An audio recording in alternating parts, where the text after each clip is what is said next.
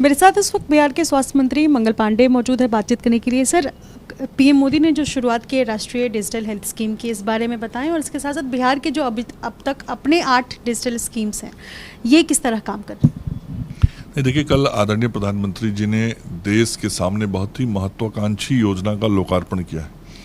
Ayushman Bharat digital mission, जिसकी घोषणा पिछले साल स्वतंत्रता दिवस पर प्रधानमंत्री जी ने किया था और देश को इस बात का विश्वास दिलाया था कि आगे आने वाले समय में इस देश के अंदर जो स्वास्थ्य सुविधाएं दी जा रही हैं वो पूरी तरीके से डिजिटलाइज होंगी और एक डेटाबेस सबका होगा, एक रिकॉर्ड होगा। और हम सामान्य तौर पे अस्पतालों में देखते हैं कि जब मरीज कोई जाता है तो उसके जो अटेंडेंट और परिवार के लोग होते हैं वो एक झोला और बैग लेके साथ में चलते रहते हैं और उसमें उनके सारे रिपोर्ट्स रहते हैं।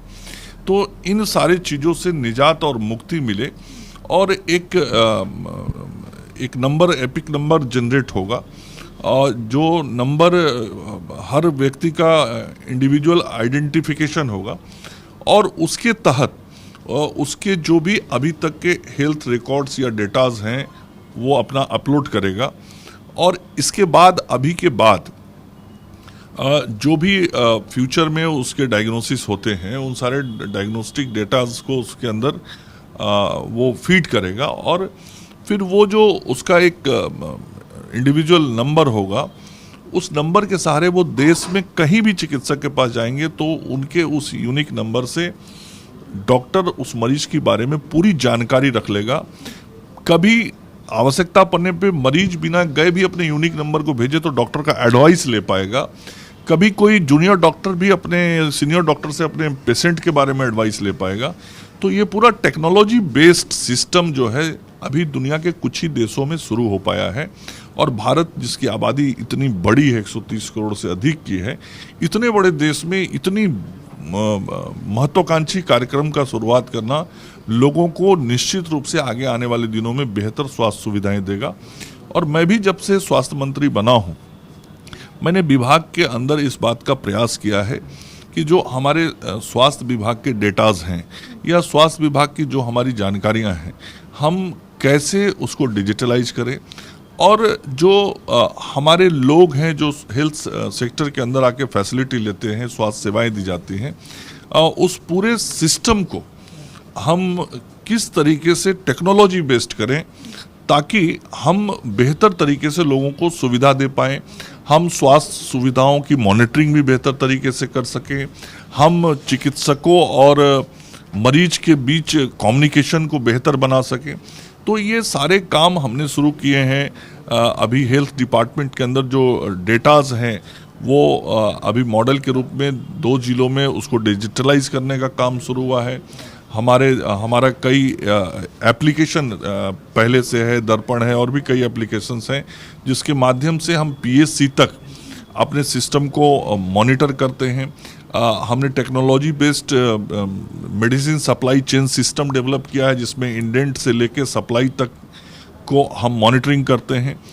इसके अतिरिक्त अभी मुख्यालय के स्तर पे हम एक सिस्टम को डेवलप कर रहे हैं जो 1 महीने के अंदर हो जाएगा कि एक अपने सचिवालय के बड़े कक्ष से हम एपीएससी तक की डायरेक्ट मॉनिटरिंग कर पाएंगे। तो तकनीक का कितना इस्तेमाल अधिक से अधिक हम कर सकें जिससे लोगों को सुविधा मिले, यही मूल भाव है। और कल आदरणीय प्रधानमंत्री जी ने भी जो किया है, इसका लाभ देश की करोड़ों जनता को मिलेगा। इसके अलावा लंबे वक्त से ये कहा जा रहा था कि बिहार को विशेष राज्य का दर्जा मिलेगा। कोशिशें अब फेल हो गई, अब विशेष राज्य से उतरकर नीचे आए हैं तो विशेष पैकेज की बात हो रही है, इस पर क्या प्रतिक्रिया? नहीं, देखिए, 2005 से आज तक जब आप देखेंगे तो 2005 का दौर के पहले का दौर बिहार का एक अलग दौर था जिसमें बिहार बर्बादी के लिए जाना जाता था। बिहार में विकासहीनता ही मुद्दा रहती थी। बिहार का चेहरा एक खराब चेहरा देश और दुनिया के सामने रखा जाता था, चूँकि डिफरेंट सेक्टर्स के अंदर जाके हम जब डेवलपमेंट को ढूंढते थे तो नहीं दिखाई पड़ता था। लेकिन 2005 के बाद जब एनडीए की सरकार बिहार में बनी और बिहार की जनता ने नेतृत्व परिवर्तन किया, माननीय नीतीश कुमार जी के नेतृत्व में बिहार में एनडीए ने काम करना शुरू किया, तो एनडीए का एजेंडा ही डेवलपमेंट था। 2005 में जब ये गवर्नमेंट आई थी, जो आज के नौजवानों को शायद वो दृश्य ध्यान में नहीं होंगे, हम लोगों ने उन चीज़ों को देखा यहाँ की सड़कें कैसी थी, गांव कैसे थे, बिजली कैसी थी, स्कूल कैसे थे, अस्पताल कैसे थे, सिंचाई का साधन कैसा था, हर काम किस तरह का था उसको हम लोगों ने देखा है। आज उसमें बहुत ही गुणात्मक परिवर्तन आया एनडीए के नेतृत्व में, नीतीश कुमार जी के नेतृत्व में, इसलिए आया कि हमारा एजेंडा ही डेवलपमेंट था। और डेवलपमेंट जब हम कहते हैं तो डेवलपमेंट का मतलब ही होता है कि फंड जनरेट करना, स्कीम्स बनाना, उस स्कीम्स को इम्प्लीमेंट करना, उसकी मॉनिटरिंग करना, और ये सारे काम पिछले 15-16 साल के अंदर किए गए हैं। 2014 में भी आदरणीय प्रधानमंत्री जी ने उस वक्त बिहार के लिए स्पेशल पैकेज की घोषणा की थी, और लगभग 1.25 लाख करोड़ का वो स्पेशल पैकेज था, जिसकी कई महत्वपूर्ण योजनाएं आज पूर्ण हो गई हैं, सड़कों से जुड़ी हुई कई योजनाएं चल रही हैं। इसके अतिरिक्त भी समय समय पर राज्य में जब कोई आपदा आया है, जब कोई विशेष परिस्थिति बनी है, या विभिन्न विभागों के द्वारा कभी कोई अलग योजना की स्वीकृति के लिए राशि की मांग की गई है, तो भारत की सरकार से सहयोग मिला। मैं ही 5 साल से स्वास्थ्य मंत्री हूं। मैंने इन 5 वर्षों के अंदर मेरे ध्यान में है कि मैंने अलग अलग योजनाओं के संदर्भ में भी चर्चा करके भारत की सरकार से सहयोग लिया है। तो आदरणीय प्रधानमंत्री नरेंद्र मोदी जी के द्वारा बिहार के विकास के लिए सदैव आगे बढ़ के सहयोग किया जाता है, और हम जब भी कुछ साधन सुविधा केंद्र की सरकार से मांगते हैं तो वो हमें मिलता है, मिला है और आगे भी मिलता रहेगा। और हम लोग नीतीश जी के नेतृत्व में बिहार का विकास करते रहे हैं और करते रहेंगे। कन्हैया कुमार आज कांग्रेस ज्वाइन कर रहे हैं। कन्हैया कुमार के एक तो वो बिहार बेगूसराय से हैं, और दूसरा बिहार की राजनीति में माना जा रहा है कि एक बड़ा कदम और बड़ा कैच कांग्रेस को लगा है। बीजेपी इस पर क्या कहती है? नहीं, बेगूसराय के हैं, घर है उनका, यह इतिहास के पन्नों में लिखा हुआ है, चूंकि उनके घर परिवार के लोग वहाँ रहते हैं।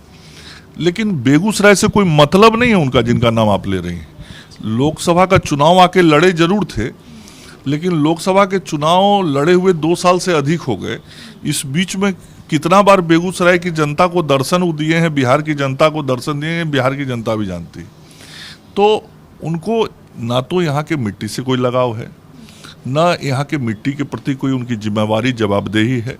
हाँ, एक राजनीतिक अवसर को तलाशने के लिए उन्होंने उस धरती पे आके अपने राजनीतिक भविष्य को ढूंढने की कोशिश की, एक ऐसी विचारधारा के साथ जो विचारधारा समाप्त हो चुका था बिहार की धरती से। और यही कारण था कि उस चुनाव में भी बुरी तरीके से उनको मात होना पड़ा था, और बेगूसराय की जनता ने पूरी तरीके से रिजेक्ट कर दिया था।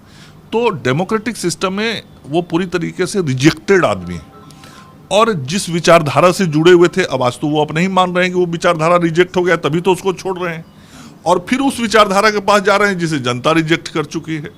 और जनता आज इस स्थिति में पहुंचा दी है कि पिछले 2 लोकसभा चुनाव से 50 की संख्या वो पार्टी पार नहीं कर पाती है। मतलब डूबती हुई नाव है कांग्रेस, और उसके जो नेता हैं पूर्व अध्यक्ष, जिसके साथ उनके मिलने की आज बात हो रही है, और उनके बारे में खुद कांग्रेस के लोग क्या क्या कहते हैं, कई बार कांग्रेस के कई वरिष्ठ नेताओं के बयान आ चुके हैं, इसलिए मैं उसको दोहराना नहीं चाहता। तो एक डूबती नाव पे सवार एक ऐसा व्यक्ति हो रहा है जिसकी राजनीतिक नैया पहले ही डूबी हुई है। आखिरी सवाल है, जातीय जनगणना पर आप सीएम नीतीश कुमार के साथ हैं या पीएम मोदी के साथ? नहीं, ये पहले आपको समझना पड़ेगा कि विषय राज्य का है कि विषय राष्ट्र का है। अगर राज्य के जातीय जनगणना की ही बात होती है, ये विषय राष्ट्र का है। और जो विषय आ रहा है आज, वो विषय ये आ रहा है कि जनगणना पूरे देश के स्तर पे यदि हो तो क्या होगा। और भारत की सरकार ने न्यायालय में बहुत साफ तौर पे अपनी बातों को बताया है, और यह राष्ट्रीय मुद्दा है। और राष्ट्रीय मुद्दे पे केंद्र की सरकार को जब भी कोई निर्णय लेना है तो वो पूरे देश के स्तर पे लेना होता है, और केंद्र की सरकार ने जो सारे निर्णय लिए हैं वो पूरे राष्ट्र की परिस्थितियों को ध्यान में लेके लिया है, ये हमको समझना होगा। राज्य में बीजेपी और जेडीयू दोनों की सरकार है, और जेडीयू लगातार कोशिशें कर रही हैं आज की तारीख में। भले केंद्र से जो है वो इस पर साफ जवाब दे दिया गया है, उसके बावजूद कोशिशें हो रही हैं, इसलिए सवाल है। देखिए, मैं फिर स्पष्ट करूँगा, ये विषय यदि केंद्र की सरकार कोई भी निर्णय जो भी लेती है तो केंद्र के सरकार के द्वारा लिया गया निर्णय पूरे देश के लिए होता है और ऐसे विषय पे केंद्र की सरकार ने जो देश के संदर्भ में है अपने निर्णय से न्यायालय को भी अवगत कराया।